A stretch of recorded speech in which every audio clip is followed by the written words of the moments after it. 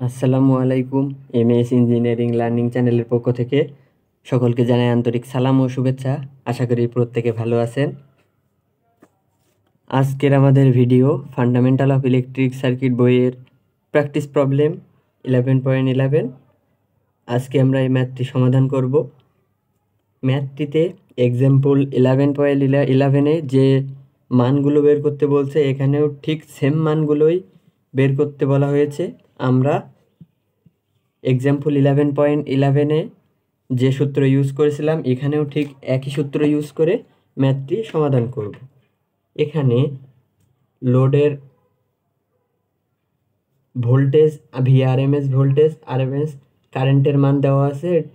Determine the complex apparent power, complex power, apparent power, real and reactive power, real power এবং reactive power, the power factor অর্থাৎ power factor, and the load impedance, load impedance.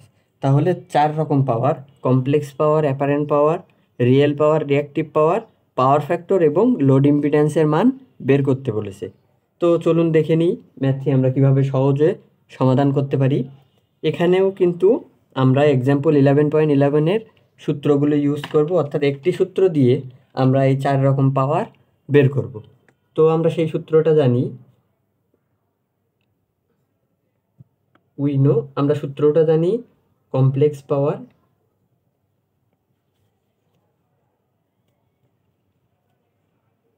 S equals two VRMS into IRMS conjugate, অর্থাৎ VRMS এবং IRMS এর conjugate মানটা। তো VRMS এর মান এখানে অলরেডি দেওয়াই আছে 110 ∠85 ইন্টু IRMS এর মান 0.4 ∠50। যেহেতু কনজুগেট করতেছি এজন্য এখানে অ্যাঙ্গেল প্লাস আছে, আমরা এখানে মাইনাস নিয়ে নিচ্ছি। জাস্ট এটাকে ক্যালকুলেশন যদি করি,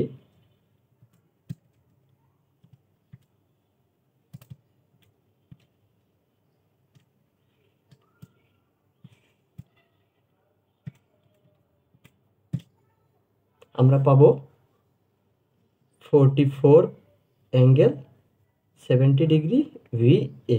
অর্থাৎ আমরা কমপ্লেক্স পাওয়ার কিন্তু অলরেডি পেয়ে গেলাম। এখন আমরা ঠিক এক্সাম্পল 11.11-এ যেটা করছিলাম, এখানে যেটা ছিল অর্থাৎ অ্যাঙ্গেলবিহীন কমপ্লেক্স পাওয়ারের যে মানটা ছিল সেটা কিন্তু আমাদের অ্যাপারেন্ট পাওয়ারের মান। তাহলে আমরা লিখব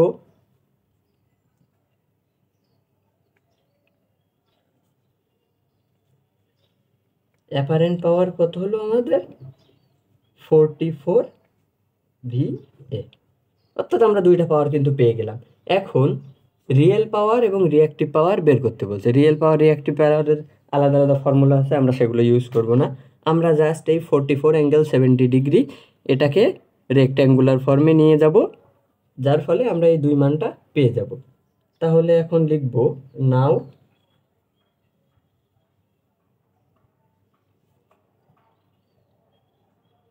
complex power S equals to কি পেলাম 44 ∠70। এটাকে আমরা যদি ক্যালকুলেশন করি 44 ব্র্যাকেট হবে cos 70 মাইনাস, এখানে প্লাস হবে যে সাইন 70। এটাই হচ্ছে আমাদের পোলার থেকে রেক্ট্যাঙ্গুলার ফর্মে নিয়ে যাওয়ার সূত্র। আমরা এটা সরাসরি ক্যালকুলেটরে করব।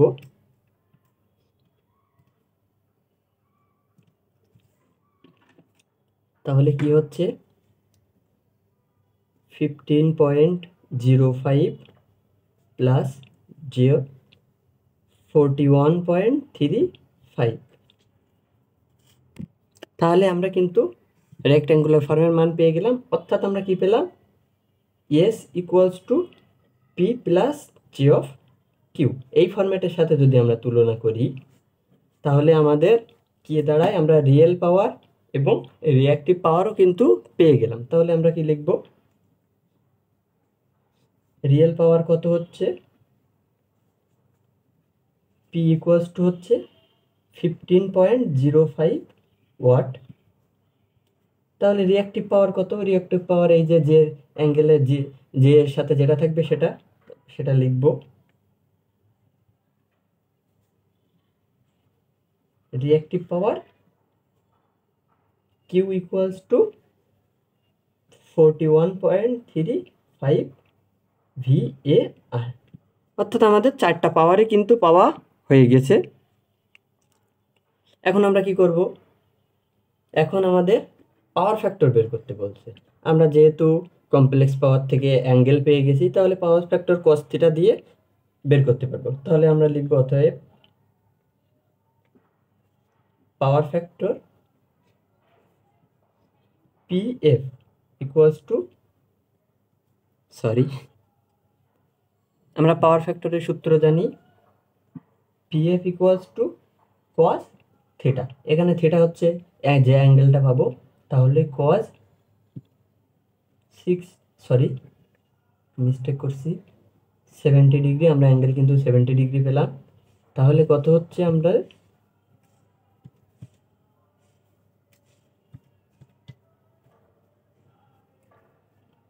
0.342। যেহেতু এখানে প্লাস আছে, অর্থাৎ সার্কিটটি ইন্ডাকটিভ সার্কিট, অ্যাঙ্গেলে প্লাস পেলাম মানে বুঝতেই পারছি সার্কিটটি ইন্ডাকটিভ সার্কিট। ইন্ডাকটিভ সার্কিটে কিন্তু পাওয়ার ফ্যাক্টর ল্যাগিং হয়।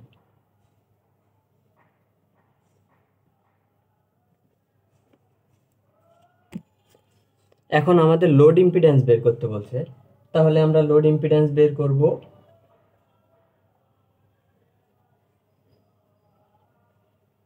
Load impedance Z equals to VRMS এর মান, VRMS বাই IRMS। VRMS এর মান কত?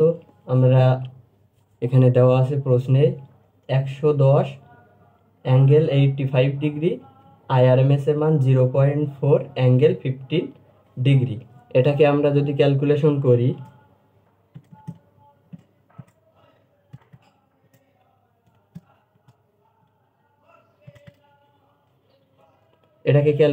করলে আমরা পাচ্ছি, তাহলে আমরা লোড ইম্পিডেন্সের মান পেলাম 94.06 প্লাস J অফ 258.41। তাহলে আমরা কি পেলাম? আমরা এখান থেকে কিন্তু লোড ইম্পিডেন্সের মান পেলাম। এখানে আমরা যদি আবার একটু লক্ষ্য করি, এখানে কিন্তু প্লাস আছে, সুতরাং আমরা বলতে পারি সার্কিটটি ইন্ডাকটিভ সার্কিট। এই জন্য ইন্ডাকটিভ সার্কিটে ল্যাগিং পাওয়ার ফ্যাক্টর হয়, সেই জন্য আমরা এখানে ল্যাগিং পাওয়ার ফ্যাক্টর দিলাম। আবার যদি আমরা এই অ্যাঙ্গেলটা প্লাস পাই, তাহলে বুঝবো ইন্ডাকটিভ সার্কিট, এবং সেক্ষেত্রেও ইন্ডাকটিভ সার্কিট ল্যাগিং হয়। আশা করি ম্যাথটি সকলে বুঝতে পারছেন। এরপরেও যদি কারো কোথাও বুঝতে অসুবিধা থাকে অবশ্যই কমেন্ট করবেন। ভিডিওগুলো ভালো লাগলে শেয়ার করবেন। ধন্যবাদ সবাইকে।